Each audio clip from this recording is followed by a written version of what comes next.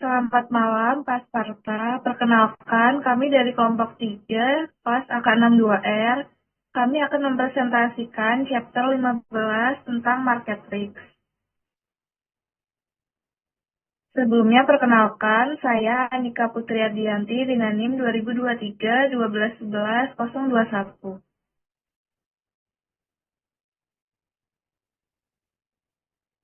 Dan teman saya, Perkenalkan, nama saya Nashwa Yaranti, Danani 2023 121 1015. dan saya Aprilia Sasarita dengan NIM 2023 12 11 023.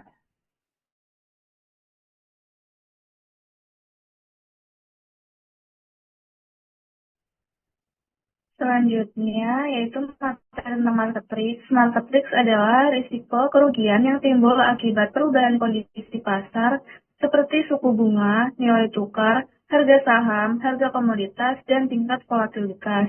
Risiko ini terutama mempengaruhi institusi keuangan yang memiliki trading portofolio aktif, di mana aset dan kewajiban dinilai berdasarkan harga pasar terkini atau mark to market, berbeda dengan risiko kredit yang berfokus pada kegagalan pembayaran. Market risk berasal dari fluktuasi harga yang terjadi bahkan ketika tidak ada default. Market risk dapat mempengaruhi laba harian, posisi modal, serta stabilitas institusi keuangan secara keseluruhan. Dalam praktiknya, risiko ini sangat relevan bagi bank investasi, bank komersial besar, perusahaan asuransi, dan manajer investasi. Karena perubahan harga dapat terjadi sangat cepat, pengukuran risiko pasar sering dilakukan dalam horizon waktu harian. Oleh karena itu, manajemen risiko pasar sering dilakukan dalam horizon waktu harian. Oleh karena itu, manajemen risiko pasar menjadi bagian krusial dalam menjaga solvabilitas dan keberlanjutan operasional lembaga keuangan modern. Selanjutnya, materi tentang market risk dan krisis keuangan global. Market risk memainkan peran sentral dalam krisis keuangan global di tahun 2007 sampai 2008. Ketika harga properti di Amerika Serikat turun tajam, nilai mortgage-backed securities ikut anjlok, menyebabkan kerugian besar bagi institusi yang aktif memperdagangkannya. Kerugian ini menyebar secara sistematik karena banyak lembaga saling terhubung melalui kontrak derivatif dan instrumen sekuritasi. Institusi besar seperti Lehman Brothers dan Bear Stearns mengalami kebangkrutan akibat eksposur besar terhadap aset berisiko tinggi. Volatilitas ekstrim menyebabkan pasar membeku, likuiditas menghilang, dan bank enggan saling meminjamkan dana. Peristiwa ini menunjukkan bahwa market risk tidak hanya berdampak pada satu institusi, tetapi juga dapat memicu risiko sistematik. Krisis tersebut mendorong regulator global untuk memperketat pengawasan dan meningkatkan standar pengukuran risiko pasar guna mencegah kegagalan serupa di masa depan. Selanjutnya, materi tentang The Investment Banking Book and Trading Book of a Commercial Bank. Untuk jurnalnya, ada aset dan liabilitas. Untuk pada banking, ada cash, loans, premise, and equipment, other liquid asset. Di liabilitasnya ada deposit, other liquid borrow funds, dan capital. Untuk di trading book ada bonds, long, commodities long, FX long, equities long, mortgage-backed securities long, dan derivatifnya itu long. Untuk di liabilitasnya ada bond short, commodity short, FX short, equity short, dan derivatifnya short. Dalam manajemen bank penting membedakan antara banking book dan trading book. Banking book berisi aset dan kewajiban yang dimiliki untuk jangka panjang, seperti kredit konsumsi, kredit komersial, deposito nasabah, serta aset tetap. Pendapatan dari banking book biasanya berasal dari bunga dan relatif stabil. Sebaliknya, trading book terdiri dari instrumen yang dibeli untuk tujuan diperdagangkan dalam jangka pendek, seperti obligasi, saham, valuta asing, dan derivatif. Instrumen dalam trading book dinilai berdasarkan harga pasar harian, sehingga sangat sensitif terhadap volatilitas. Keuntungan dan kerugian trading langsung tercermin dalam laporan laba rugi. Perbedaan ini penting karena market risk terutama berasal dari trading book. Semakin besar proporsi trading book terhadap total aset, semakin tinggi exposure bank terhadap fluktuasi harga pasar. Oleh karena itu, regulator sering menetapkan persyaratan modal tambahan untuk posisi trading yang beresiko tinggi. Selanjutnya ada benefit of market risk measurement. Yang pertama itu MRM membantu manajemen senior memahami besarnya exposure resiko trader dan membandingkannya dengan kapasitas modal yang dimiliki lembaga keuangan. Yang kedua, MRM menjadi dasar penentuan batas posisi trading yang regional agar resiko setiap trader tetap terkendali. Yang ketiga, MRM membandingkan return dan resiko antar area trading untuk mengarahkan modal ke aktivitas dengan potensi return terbaik per unit resiko. Yang keempat, MRM memungkinkan penilaian kinerja berbasis risiko sehingga sistem bonus lebih adil dan tidak hanya berdasarkan return tertinggi. Yang kelima, dengan pengawasan dari bank, for international settlements, dan Federal Reserve, MRM membantu memastikan kecukupan modal dan memungkinkan penggunaan modal internal dalam perhitungan kebutuhan modal. Selanjutnya, materi tentang calculating market risk exposure. Bank-bank komersial besar, bank investasi, perusahaan asuransi, dan reksadana telah mengembangkan model risiko pasar. Dalam pengembangan model-model tersebut, terdapat 4 pendekatan utama yang digunakan, yaitu risk matrix atau pendekatan variance atau covariance. Yang kedua, simulasi historis atau historic atau back simulation. Yang ketiga, simulasi Monte Carlo. Yang keempat, expected shortfall. 3 model pertama itu menawarkan metode yang berbeda untuk menghitung value at risk atau VAR. Lalu pembahasannya biasanya dimulai dengan risk matrix, kemudian dibandingkan dengan pendekatan model internal lainnya seperti simulasi historis atau back simulation. Untuk model expected shortfall juga disebut conditional value at risk, merupakan alternatif dari ukuran value at risk tradisional yang lebih sensitif terhadap bentuk ekor kerugian atau loss tail dalam distribusi probabilitas return. Selanjutnya, materi the risk matrix model. Untuk rumus market risk adalah sama dengan estimated potential loss under adverse circumstance. Lebih spesifiknya, risiko pasar diukur dalam hal FI atau lembaga keuangan, penghasilan hariannya beresiko atau biasa disebut DIR dan memiliki 3 komponen. Untuk rumus DIR yaitu dollar market value of the position dikali price sensitivity of the position dikali potential adverse move and yield. Karena sensitivitas harga dikalikan dengan pergerakan imbal hasil yang merugikan, mengukur tingkat volatilitas harga suatu aset, kita juga dapat menulis persamaan ini sebagai dollar market value of the position dikali price volatility. Selanjutnya, materi tentang the market risk of fixed income securities. Contohnya yaitu misalkan suatu lembaga keuangan memiliki posisi obligasi tanpa kupon atau biasa disebut zero coupon bond dengan nilai pasar sebesar 1 juta dolar yang memiliki jangka waktu jatuh tempo 7 tahun dan nilai nominal atau face value-nya sebesar 1.631.483 dolar dengan tingkat imbal hasil atau yield obligasi tersebut saat ini adalah 7,243% per tahun. Lalu obligasi ini dimiliki sebagai bagian dari trading portfolio. Dengan demikian, dollar market value of position-nya yaitu 1 juta dolar. Manajer FI ingin mengetahui potensi exposure yang akan dihadapi jika suku bunga bergerak merugikan akibat kondisi pasar yang buruk atau tidak menguntungkan.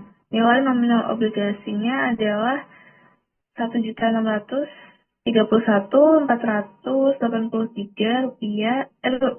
dolar dibagi dengan 1,07243 dikali 7, yang menghasilkan nilai pasar sebesar 1 juta dolar. Besarnya kerugian yang akan dialami lembaga keuangan bergantung pada volatilitas harga obligasi. Selanjutnya, untuk rumus daily price volatility, yaitu price sensitivity to a small change in yield dikali adverse daily yield move, lalu bisa juga MD dikali adverse daily yield move. Durasi modifikasinya dari obligasi ini adalah MD, yaitu D dibagi 1 ditambah R, yaitu 7 dibagi 1,07243, yaitu hasilnya 6,527. Mengingat bahwa imbal hasil obligasi tersebut adalah R sama dengan 7,243%, untuk memperkirakan volatilitas harga, kalikan MD obligasi dengan pergerakan imbal hasil harian yang merugikan yang diharapkan.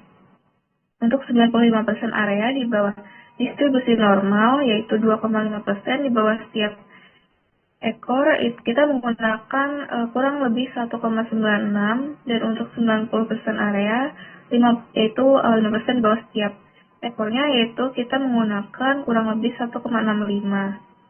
Credit market risk awalnya menggunakan tingkat kepercayaan 90%, jika nilai rata-ratanya bukan 0, misalnya minus 1 basis point, ini dapat ditambahkan ke 23,3 BP atau juga 22,3 BP, untuk memproyeksikan guncangan imbal hasil. Lalu untuk menghitung potensi volatilitas harga harian pada obligasi dengan diskon 7 tahun menggunakan persamaan kedua, yaitu rumusnya yang MD dikali adverse daily yield move, yaitu MD-nya 6,527 tadi dikalikan 0,00233, yaitu yang didapat dari 23,3 BP, lalu hasilnya itu 0,01521 atau dipersenkan menjadi 1,521. Menghitung pendapatan harian yang beresiko, rumusnya itu dollar market value of position dikali price volatility, yaitu 1 juta dolar dikali 0,01521, yaitu hasilnya 15.210 dolar.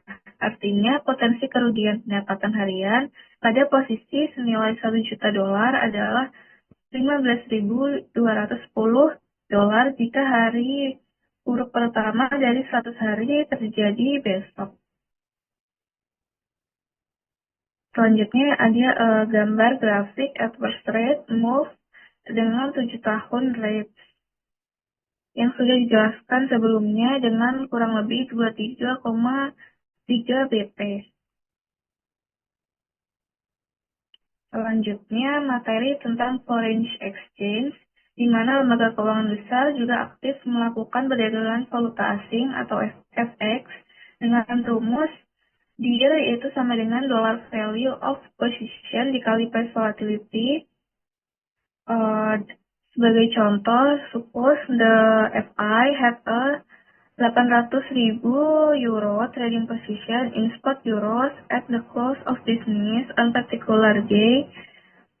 FI mau mengkalkulasikan dengan DIR, di mana posisinya ini the risk exposure on this position so the next day be a bad day in the FX market with respect to the value of the euro against the dollar. Untuk step pertamanya dikalkulasikan dengan dollar value of the positionnya, rumusnya FX position dikali dollar per unit of foreign currency. Lalu suppose for simplicity that the exchange rate yaitu 0,800 euro dibagi 1 euro atau 1,25 euro dibagi euro at the daily close. Lalu hasilnya itu menjadi 1 juta euro, 1 juta dolar. Untuk materi selanjutnya yaitu equities, di mana banyak lembaga keuangan besar juga mengambil posisi di pasar saham, seperti yang diketahui dari model penetapan harga aset modal, yaitu CAPM. Ada dua jenis resiko pada posisi saham dalam saham individual dengan rumus total risk sama dengan systematic risk ditambah unsystematic risk. Risiko sistematis itu mencerminkan pergerakan saham yang mengikuti pasar dan diukur melalui data serta volatilitas pasar. Risiko tidak sistematis ini bersifat spesifik perusahaan seperti risiko manajerial atau operasional dan dapat dikurangi melalui diversifikasi dalam portofolio yang terdiversifikasi dengan baik.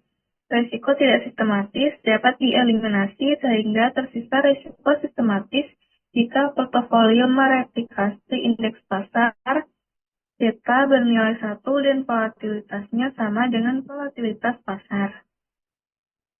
Selanjutnya, materi akan dijelaskan oleh teman saya. Oke, selanjutnya ada portfolio aggregation.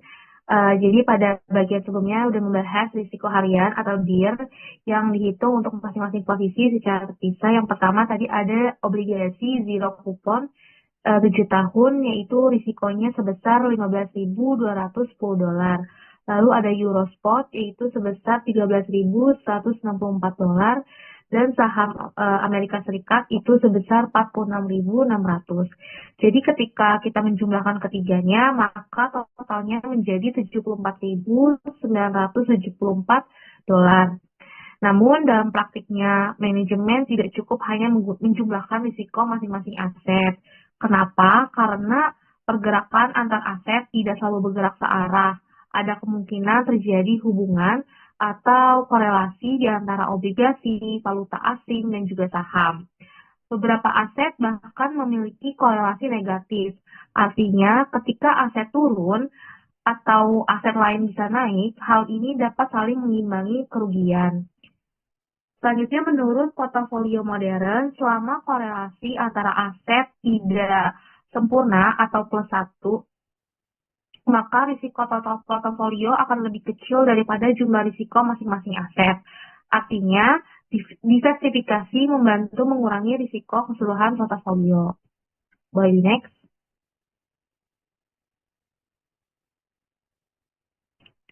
Nah, ini ada contoh 15 strip 4, di mana soal ini tuh diketahui portofolio terdiri dari 3 aset, yaitu obligasi zero coupon 7 tahun, kurs euro per dolar, dan indeks saham Amerika Serikat. Masing-masing aset memiliki DIR serta terdapat korelasi antar aset. Yang pertama ada zero coupon bonds dengan kurs euro per dolar, yaitu minus 0,2. Lalu korelasi bonds dan US stock itu 0,4. Lalu kurs euro per dolar dan US stock itu sebesar 0,1. Dengan menggunakan nilai DIR masing-masing aset dan matriks korelasi tersebut, maka hitunglah DIR dalam portofolio atau risiko total berdasarkan pendapatan teori portofolio modern. Jadi untuk menghitung DIR portofolio digunakan rumus teori portofolio modern yang memasukkan varians masing-masing aset serta korelasi antar aset. Nah, rumusnya itu DIR portofolio sama dengan DIR Z pangkat 2 plus DIR Euro pangkat 2 plus DIR US pangkat 2 plus 2 kali PZ Euro kali DIR Z kali DIR Euro plus 2 PZ US kali DIR Z kali DIR US plus 2 PUS korelasi US Euro dikali DIR Euro dikali DIR US pangkat 1/2. Nah, ini dari kita masukin angkanya, jadi 15.210 pangkat 2 ditambah 13.164 pangkat 2 ditambah 46.000 pangkat 2 ditambah 2 kali minus 0,2 kali 15.210 dikali 13.164 ditambah 2 kali 0,4 dikali 15.210 dikali 46.600 ditambah 2 kali 0,1 dikali 13.164 dikali 46.600 pangkat 1/2. Jadi yang kita dapetin dari deal portofolio itu sebesar $56.443. Boleh next. Nah, hasil perhitungan menunjukkan bahwa mempertimbangkan risiko masing-masing posisi serta struktur korelasi antara return aset, risiko total portofolio menjadi $56.443. Lebih rendah dibandingkan jika ketika ketiga deal dijumlahkan secara langsung yaitu $74.974. Nah, sebagai perbandingan, apabila ketiga aset kita asumsikan memiliki korelasi positif semua, yaitu sama dengan 1, maka deal portofolio akan sama-sama dengan jumlah deal individu yaitu $74.974. Nah, hal ini juga menunjukkan bahwa asumsi korelasi sempurna dapat menyebabkan risiko terlihat lebih besar dari yang sebenarnya. Dengan kata lain, selama korelasi antara aset tidak sepenuhnya positif, diversifikasi akan menurunkan risiko total portofolio. Boleh di next. Nah, selanjutnya ada metode Historic Back Simulation Approach. Jadi, Historic Back Simulation ini adalah metode pengukuran value at risk atau VAR yang menghitung potensi kerugian portofolio dengan menggunakan data historis aktual atas perubahan harga atau return aset, tanpa mengasumsikan bentuk distribusi statistik tertentu seperti distribusi normal. Metode ini menilai risiko dengan cara merefleksikan kembali atau back simulation kondisi pasar masa lalu terhadap portofolio saat ini. Dengan demikian, estimasi risiko didasarkan pada pengalaman pasar yang benar-benar terjadi, bukan pada model probabilistik yang dibangun dari asumsi teoritis. Pendekatan ini banyak digunakan dalam manajemen risiko pasar karena lebih realistis dalam menggambarkan perilaku return yang tidak simetris dan berpotensi memiliki fat tails, sehingga mampu menangkap kemungkinan kerugian ekstrem jika peristiwa tersebut pernah terjadi dalam data historis. Boleh next.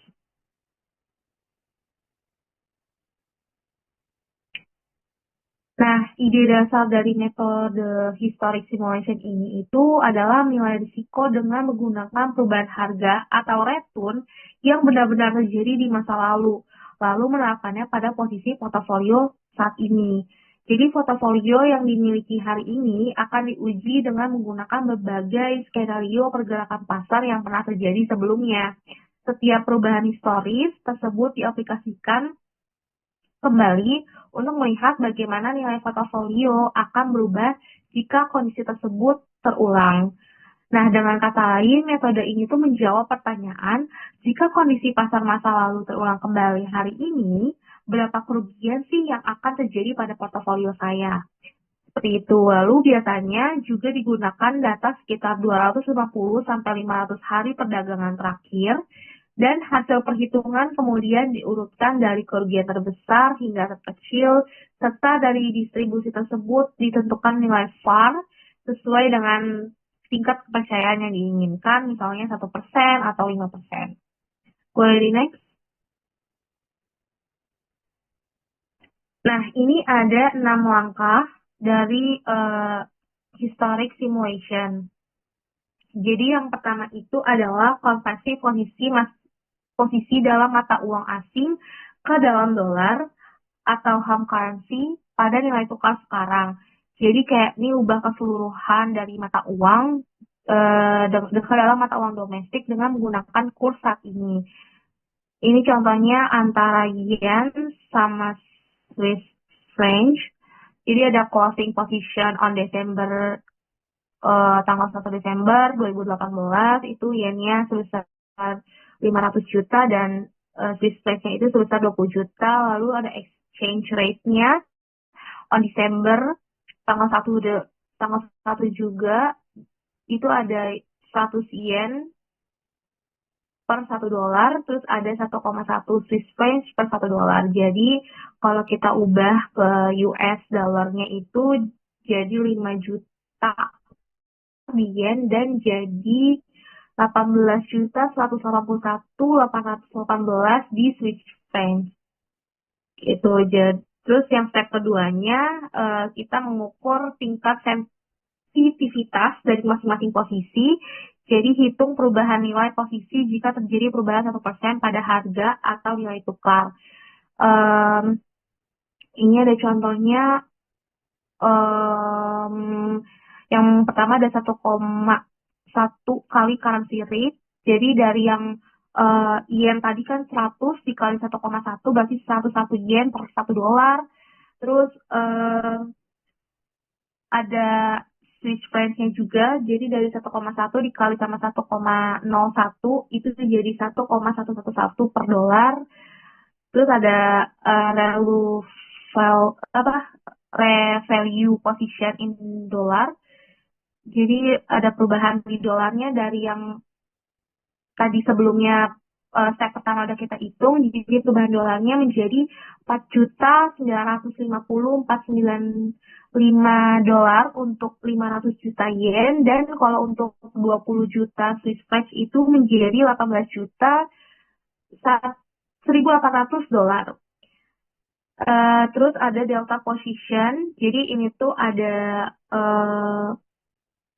pengurangan 1% tadi, jadi ada pengurangan di 49.505 dolar dan 180.018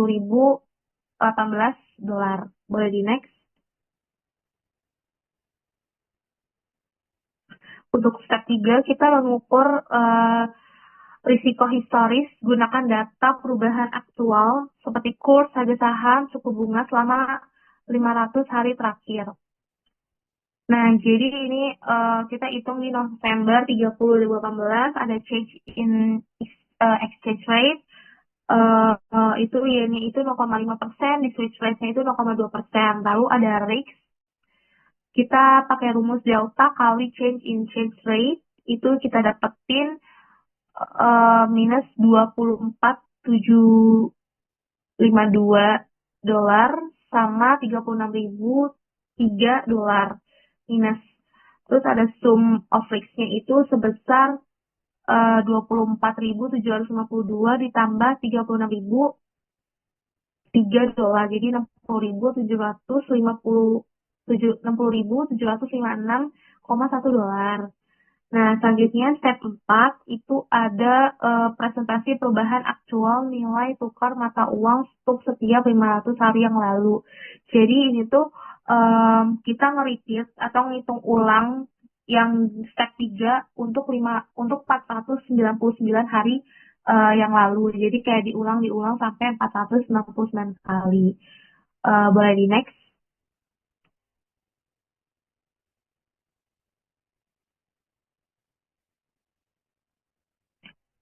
Nah, selanjutnya ada urut kan hari menurut risiko dari yang terendah sampai yang tertinggi. Jadi susun seluruh hasil kerugian berdasarkan usarannya. Jadi kita susun dari yang tertinggi. Contohnya kan pada tanggal 6 bulan Mei 2017 itu kita dapetin risikonya minus 119.096 dolar. Jadi dia paling tinggi di antara hari terakhir. Contohnya hari terakhir itu kan 500 hari ya.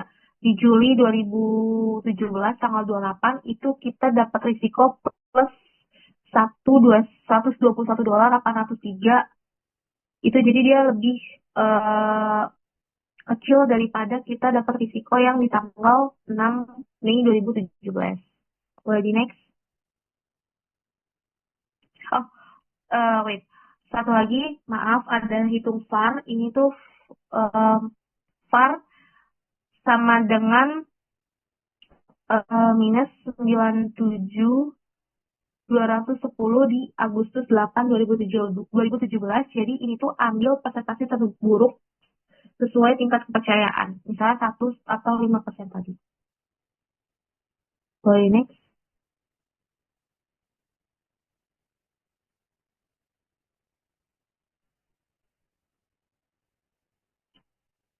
Nah, selanjutnya ada Monte Carlo Simulation Approach.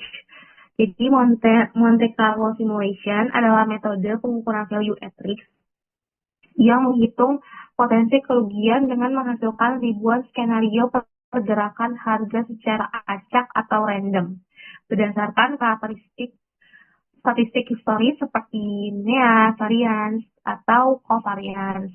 Berbeda dengan historic simulation yang udah kita bahas, yang dimana hanya menggunakan data masa lalu yang tersedia.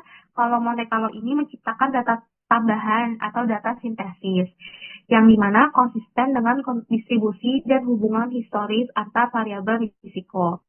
Metode ini banyak digunakan karena lebih fleksibel dan mampu menangani portofolio secara kompleks, termasuk derivatif dan instrumen non-linear. Tujuan dari penggunaan Monte Carlo itu apa sih? Jadi tujuan dari penggunaan metode ini yang pertama mengatasi keterbatasan jumlah observasi historis. Yang kedua menghasilkan distribusi kerugian yang lebih stabil secara statistik. Yang ketiga memodelkan risiko pasar dalam jumlah skenario yang sangat besar. Biasanya itu antara 10.000 data atau lebih. Lalu yang keempat menangkap interaksi antar faktor risiko secara lebih komprehensif. Boleh next. Oke, jadi ada langkah-langkah dasar untuk menghitung Monte Carlo simulation. Yang pertama, kita menghitung matriks variance covariance historis secara total dari perubahan harga atau return aset. Lalu yang kedua, melakukan dekomposisi matriks total, biasanya menggunakan metode Cholesky, sehingga diperoleh matriks A dan A determinan. Terus selanjutnya menghasilkan faktor angka acak atau random numbers yang mengikuti distribusi tertentu, umumnya distribusi normal standar. Lalu yang keempat, mengalihkan matriks hasil dekomposisi dengan angka acak tersebut untuk menghasilkan skenario perubahan harga yang mempertahankan struktur volatilitas dan korelasi historis.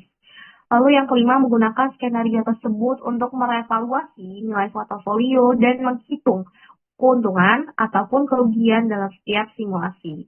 Dan yang terakhir, mengurutkan hasil kerugian dan menentukan VAR berdasarkan presentasi kerugian terburuk sesuai tingkat percayaan, misalnya 1% atau 5%. Nah, selanjutnya dilanjutkan oleh teman saya. Oke, selanjutnya di sini ada expected shortfall, di mana varian hanya memberikan informasi parsial tentang besarnya potensial kerugian, terutama ketika distribusi probabilitas tidak normal. Kelemahan VAR ini menjadi sangat jelas selama krisis keuangan, ketika imbal hasil aset anjlok ke wilayah ekor tebal dari distribusi yang tidak berbentuk normal. IS adalah ukuran risiko pasar yang memperkirakan nilai kerugian yang diharapkan di luar tingkat kepercayaan tertentu, yaitu rata-rata dari VAR di luar tingkat kepercayaan tertentu.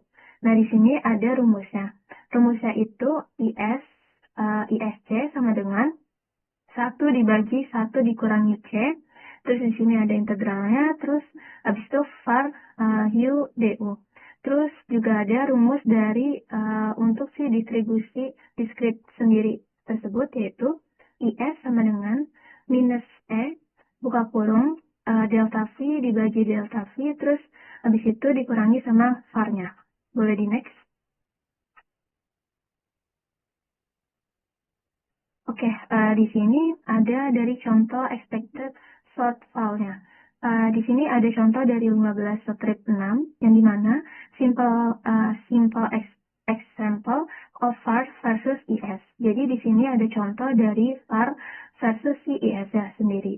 Nah, di sini contoh filenya itu kita harus melihat distribusi probabilitas diskrit berikut dari imbalan untuk dua sekuritas. A dan B yang dipegang dalam portofolio perdagangan FI. Di sini ada probabilitasnya dari si A dan B.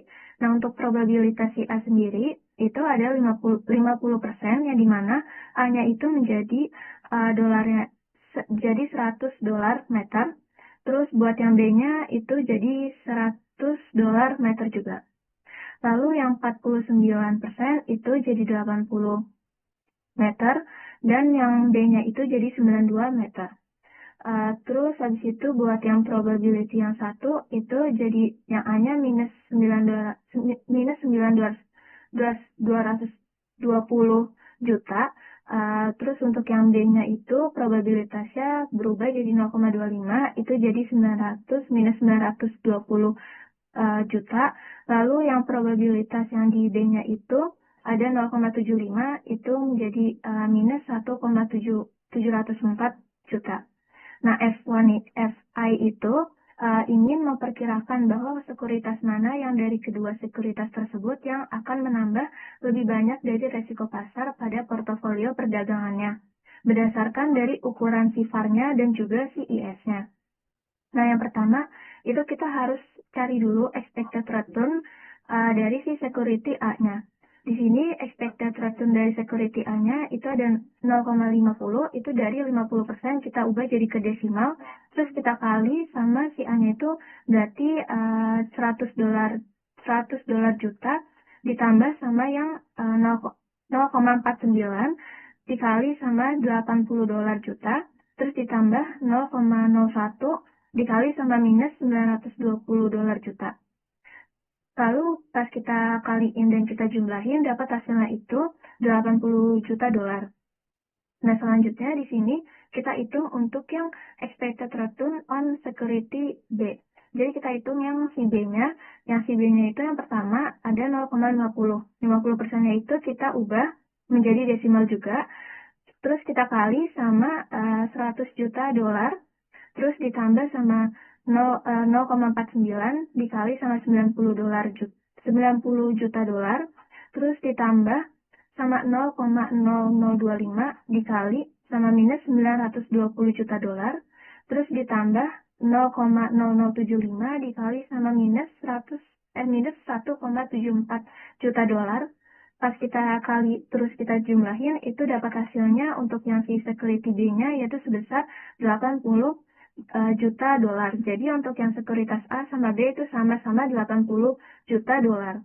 Nah, di sini untuk tingkat kepercayaannya kita pakai 99% yang dimana si VaR A-nya itu sama dengan kayak VaR B. Jadi VaR A sama dengan VaR B itu sama-sama 920 juta dolar. Tapi untuk tingkat kepercayaan yang 99% ini ada yang namanya ISA. ISA-nya itu tetap minus 920 juta dolar. Tapi buat yang ISB-nya itu kita hitung ulang yaitu 0,25 dikali sama minus 920 juta. Terus kita tambah sama 0,75 dikali sama minus 1.704 juta dolar. Hasilnya itu 1.508 juta dolar. Boleh di next?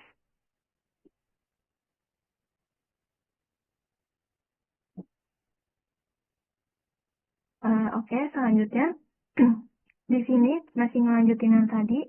Cuman di sini estimasi untuk si VaR dan IS-nya dari si trading portfolio securities, di mana FI itu dia memiliki 1 juta euro yang di dalam portofolio perdagangannya, tapi pada penutupan perdagangan di hari tertentu.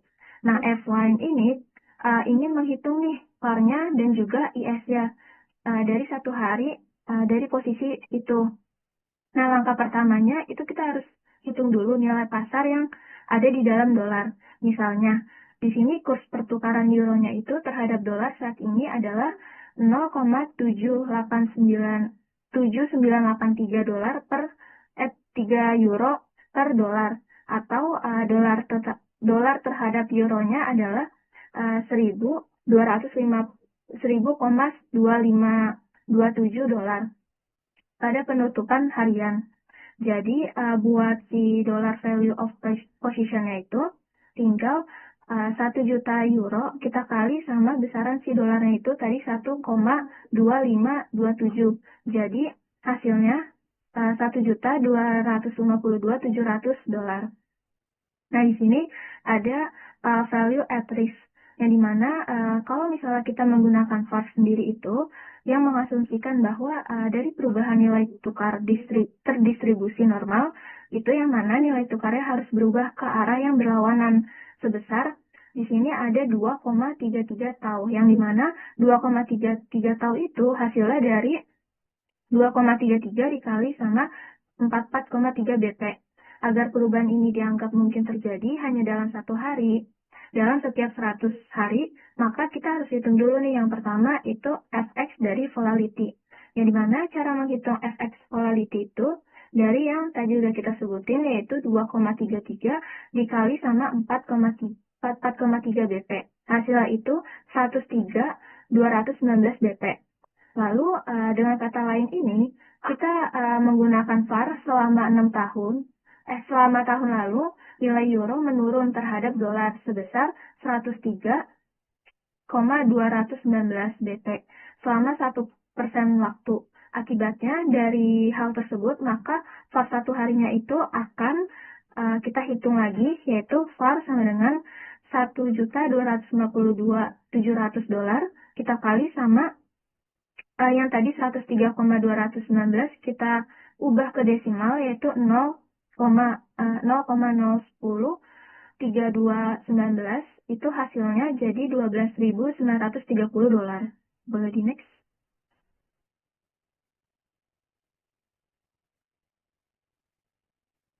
Oke, di sini lanjutannya.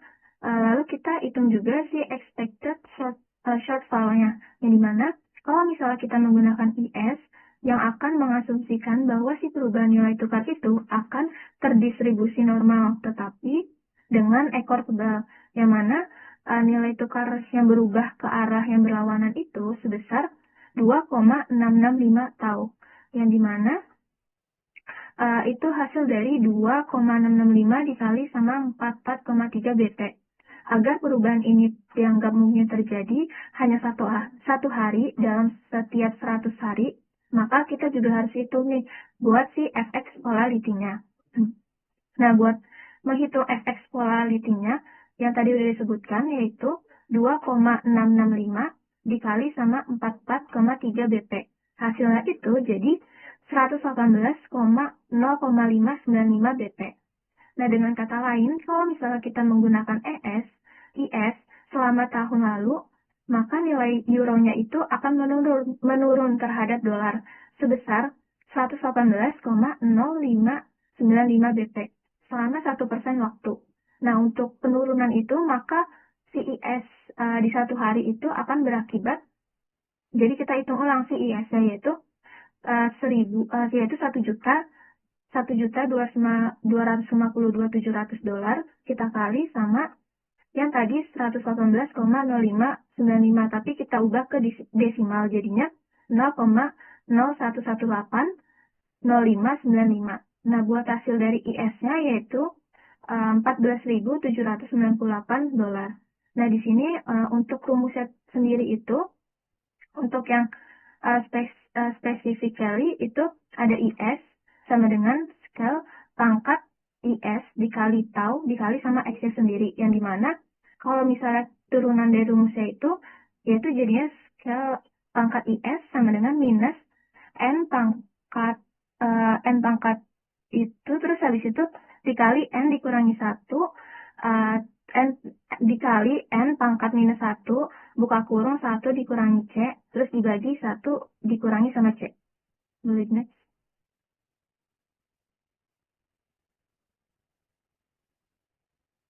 Boleh di next, oke. Selanjutnya di sini ada regulatory models, yang dimana the BIS Standardized Framework. Di sini ada pengembangan model risiko pasar internal oleh FIS seperti JP Morgan Chase, merupakan respons terhadap regulasi Bank for International Settlements atau BIS. yang mewajibkan cadangan modal tambahan untuk menutup potensi kerugian portofolio perdagangan. Sejak tahun 1998, bank itu diberikan fleksibel untuk menggunakan kerangka standar atau model internal yang diaudit regulator. Namun, krisis keuangan mengungkap kelemahan yang signifikan pada kedua metode tersebut, terutama dalam hal sensitivitas, resiko, dan penanganan instrumen kompleks. Sebagai solusinya, ada yang namanya Basel 3 yang memperkenalkan pendekatan yang namanya itu faktor resiko parsial, guna untuk memperbaiki standar pengukuran resiko pasar agar lebih akurat dan mampu menangkap manfaat diversifikasi serta lindung nilai secara lebih memadai. Boleh next.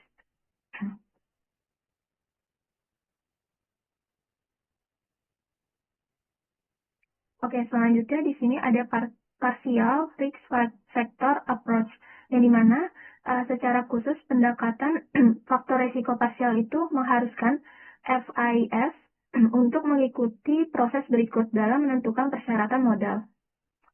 Di sini ada menugaskan instrumen ke dalam kategori aset, yang dimana instrumen itu ditempatkan dalam kategori aset di masing-masing dari 5 kelas resiko, sesuai dengan kesamaan resikonya. Kelas resiko tersebut meliputi FX, terus habis itu ada suku bunga, ekuitas, lalu kredit. Kredit ini termasuk dari sekuritisasi, dan juga ada komoditas. Di sini ada untuk menghitung ukuran resiko setiap kategori, yang dimana ukuran resiko dihitung untuk setiap kategori menggunakan rumus yang ditentukan regulator berdasarkan estimasi dari IS-nya. Nah, di sini rumusnya KB sama dengan akar dari sigma I, terus habis itu dikali RW pangkat 2I, terus MC I pangkat 2, terus ditambah sigma I dikali sigma I tidak sama sigma J tidak sama dengan I, terus ada PIJ dikali sama RW1, terus dikali sama MCI, terus dikali RWJ, terus dikali sama MCJ. Di mana dari rumus itu, untuk si MCI sendiri itu adalah nilai posisi nominal dalam ekuitas I. Kalau misalnya si RWI-nya itu bobot dari resiko yang diberikan kepada ekuitas si I-nya. Terus kalau misalnya PIJ itu parameter korelasi antara ekuitas I dan juga si J-nya sendiri. Next.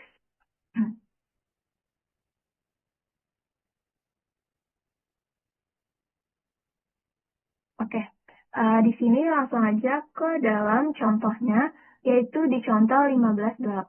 Di sini kita mau hitung dari market risk capital recruitment using the BIS standardized approach, ya di mana di soal di sini dalam portofolio perdagangannya sebuah FI itu memegang 500 saham dari Verizon dengan harga sahamnya itu 47,25 dolar sah.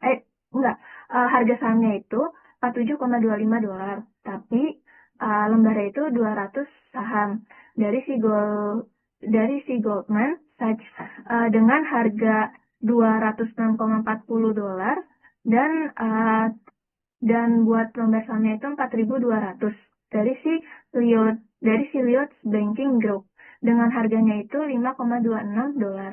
Nah, FI itu juga telah menjual 1.000 saham dari si Deutsche Telekom dengan harga sahamnya itu 16,35 dolar dan 50 lembar saham Goldman Sachs, di mana kita untuk menghitung beban modal risiko pasar atas sekuritas ini, si FI harus melakukan perhitungan sebagai berikut. Jadi ada beberapa step gitu. Dimulai dari step yang pertama. Step yang pertama itu ada yang dinamakannya itu offset equities in the same equity name. Jadi di step pertama ini posisi si nominal panjang dan pendek pada saham yang sama itu diperbolehkan saling meniadakan.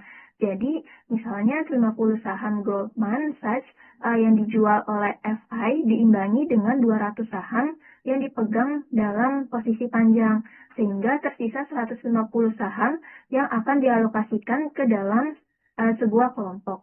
Boleh di next? Selanjutnya di sini ada buat di step kedua. Step kedua ini namanya place the net position in equity named into the relevant risk bucket. Yang dimana posisi dari nominal bersih pada setiap nama saham kemudian dialokasikan ke dalam kelompok saham yang sesuai berdasarkan karakteristik yang dapat diamati sesuai dengan tabel berikut. Di sini ada tabelnya. Jadi tabelnya itu ada 4 kolom. Kolom yang pertama itu dari keranjang nomor. Nomornya itu dari 1 sampai 10. Lalu di kolom kedua itu ada ukuran. Ukurannya ini terbagi menjadi 2, ada besar dan kecil. Selanjutnya di kolom ketiga itu ada wilayah. Wilayahnya itu terbagi menjadi 4. Wilayah yang pertama itu ada pasar negara berkembang, yang dimana pasar negara berkembang itu nomornya itu dari nomor 1 sampai nomor 4. Lalu buat wilayah yang kedua itu dari nomor 5 sampai 8 itu pasar negara maju. Lalu buat yang wilayah di nomor 9 itu pasar negara berkembang. Lalu di yang wilayah terakhir nomor 10 itu ada pasar negara maju.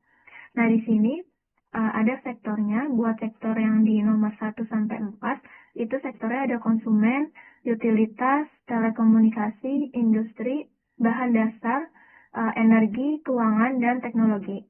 Lalu buat sektor yang di nomor 5 sampai 8 itu sektornya ada konsumen, utilitas, telekomunikasi, industri, bahan dasar, energi, keuangan, dan teknologi.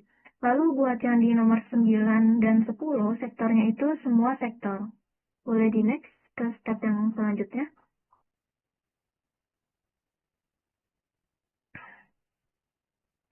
Oke, ini masih lanjutan dari step kedua. Yang dimana untuk setiap kategori BIS itu telah menetapkan bobot resiko untuk setiap posisi hipotesis sebagai berikut. Jadi di sini ada kolom gitu. Kolomnya itu ada 2. Kolom yang pertama itu pastinya nomornya itu dari 1 sampai 10 sama kayak tadi. Lalu di sini kolom yang kedua itu ada bobot resikonya. Nah, di sini bobot resiko dari dari nomor 1 sampai 10 itu berbeda-beda. Buat yang di nomor 1 itu ada 55%, nomor 2 ada 60, nomor 3 45, nomor 4 55, nomor 5 itu 30, terus nomor 6 35, nomor 7 40, nomor 8 50, nomor 9 70, nomor 10 50, dan sisanya itu ada 70%.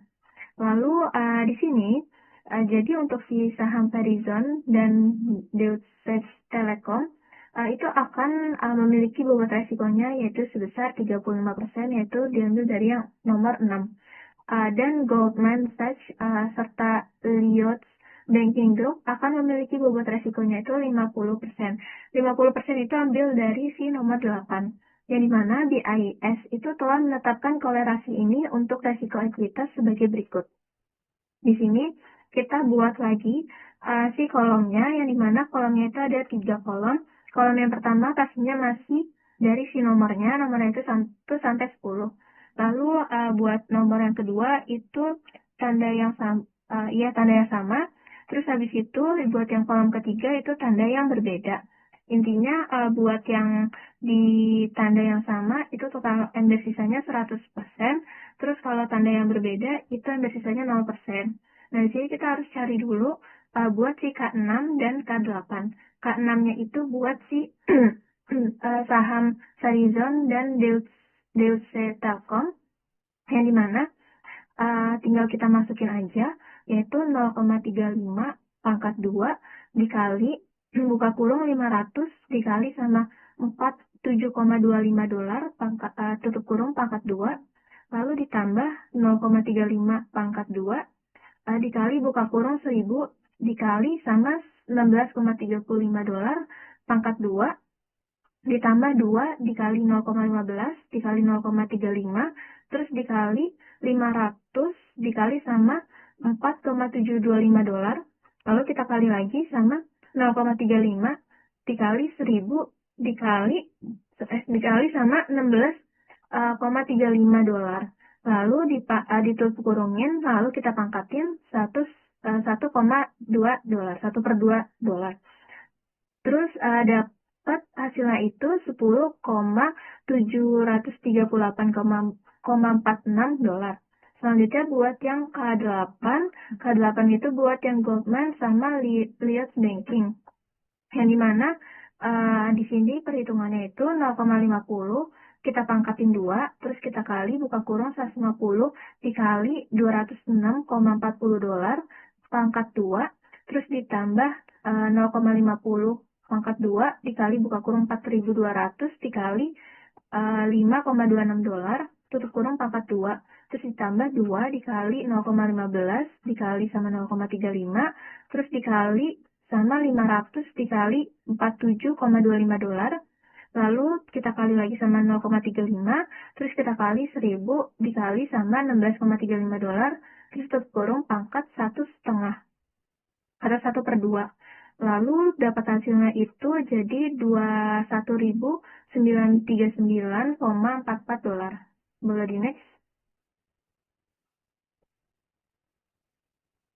Selanjutnya di sini ada masuk di step 3, yang dimana namanya itu aggregate the buckets, yang dimana di sini ada exposure resiko untuk masing-masing kategori resiko, kemudian dijumlahkan untuk mendapatkan persyaratan modal untuk resiko. Nah, di sini ada rumus dari si equity risk capital. Di sini kita bisa lihat rumusnya itu, lalu di sini BIS telah menetapkan korelasi ini sebagai berikut. Jadi di sini ada si bucket saya dari 1 sampai 10 nomornya. Lalu ada kolomnya juga. Jadi di sini ada kolom dan juga ada barisnya itu 10 masing-masing. Dan ini kita masukin ke masing-masing kolom dan barisnya sampai nanti dapat ke kolom 9 dari 10, yaitu 10%. Nah, di sini dengan demikian model resiko ekuitas untuk FI ini adalah, jadi kita hitung si equity risk capital yang tadi rumusnya itu yang ada di sebelah kiri, yaitu tinggal kita masukin ke angkanya aja sesuai dengan si rumus yang ada yang di sebelah kiri itu. Angkanya itu, yang pertama itu buka kurung 10.738,46 dolar, tutup kurung kita pangkatin 2, lalu kita tambah buka kurung 21.939,44 dolar, tutup kurung pangkat 2, terus kita tambah 2 dikali sama 0,20 dikali sama 0,35, lalu kita kali sama buka kurung 500 dikali sama 47,25 dolar, tutup kurung ditambah sama 0,35.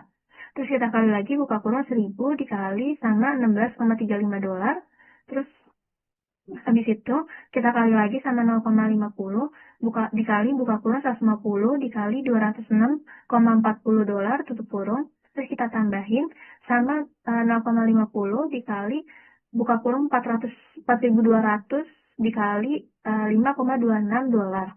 Terus kita tutup kurung, habis itu hasilnya itu 27.296,64 dolar. Boleh deh. Selanjutnya di sini ada the BIS Regulation and Large Bank Internal Models, yang dimana regulasi BIS itu mewajibkan lembaga keuangan itu untuk memiliki cadangan modal khusus guna menutupi resiko pasar dari portofolio perdagangan mereka, yang merupakan tambahan dari persyaratan modal resiko kredit. Dari tahun 1998, bank dapat memilih menggunakan kerangka standar atau model internal yang disetujui oleh regulator tersebut.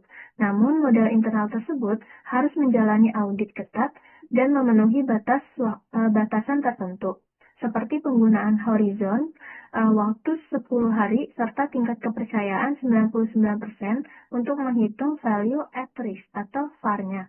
Nah, di sini dari pasca krisis keuangan, Basel III mengusulkan bahwa transisi dari model FAR ke pendekatan expected shortfall atau IS guna menangkap resiko ekstrim atau teoris secara lebih presisi selama periode stres finansial. Perubahan ini juga mencakup revisi terhadap asumsi likuiditas jika sebelumnya diasumsikan bahwa posisi perdagangan dapat dilikuidasi dalam 10 hari. Aturan baru kini mengkategorikan horizon likuiditas hingga 1 tahun tergantung pada jenis instrumennya. Boleh di next?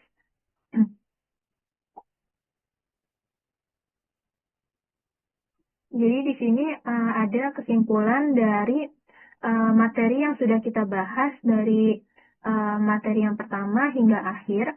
Jadi kesimpulan secara keseluruhan untuk materi yang kita bahas ini yaitu bab ini menjelaskan pentingnya di mana pengukuran si resiko pasar bagi lembaga keuangan atau FI yang diprediksikan akan terus meningkat seiring dengan semakin banyaknya aset yang menjadi dapat diperjualbelikan. Jadi bakalan meningkat sesuai dengan yang dijualbelikan si asetnya itu. Karena resikonya yang terlibat sangat besar, baik dari manajemen internal sendiri maupun regulator berinvestasi pada model untuk melacak paparan resiko tersebut. Terdapat 4 metode utama yang dianalisis. Yang pertama itu, tadi ada risk matrix, terus habis itu ada simulasi historis, ada simulasi Monte Carlo, dan juga ada expected shortfall atau IS. Nah, dari 3 metode pertama yang digunakan untuk menghitung value at risk atau VAR, sementara IS itu adalah alternatifnya nih, yang lebih sensitif terhadap risiko ekstrem atau tail risk. Jadi dari tahun 1998 sendiri itu, regulator telah mewajibkan bank di Amerika Serikat untuk menyediakan cadangan modal terhadap risiko posisi perdagangan mereka, di mana bank besar diberikan pilihan untuk menggunakan model internal mereka sendiri atau model regulator dalam menghitung persyaratan modal tersebut. Boleh di next? Oke, selanjutnya di sini ada pembahasan contoh soal dari bab tersebut. Di sini boleh dijelasin terlebih dahulu oleh Anika untuk soal nomor 4 dan selanjutnya oleh Nashwa. Baik, kita mengambil contoh soal 4 di mana Follow Brand has $1 juta posisi di selama 5 tahun dengan zero coupon bond with a face value of-nya itu $1.402.552 juta. The bond is trading at a yield to maturity-nya yaitu 7%. Lalu untuk historical mean change in daily yields-nya yaitu 0,0% dan standar deviasinya yaitu 12 basis points. Untuk pertanyaannya yaitu ada apa modifikasi duration of the bond-nya, lalu apa the maximum adverse daily yield move given that we desire no more than a 1% change that yield change will be greater than this maximum. Lalu ada apa the price volatility of this bond.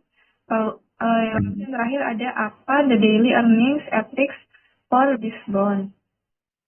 Untuk jawabannya, untuk pertanyaan pertama tadi endingnya yaitu sama dengan D dibagi buka kurung 1 ditambah R tutup kurung sama dengan dimasukin angkanya yaitu 5 dibagi 1,07 hasilnya yaitu 4,6729 years. Lalu untuk pertanyaan kedua yaitu rumusnya potential adverse move in yield at 1% yaitu sama dengan 2,33 dikali 0,0012 hasilnya yaitu 0,002796.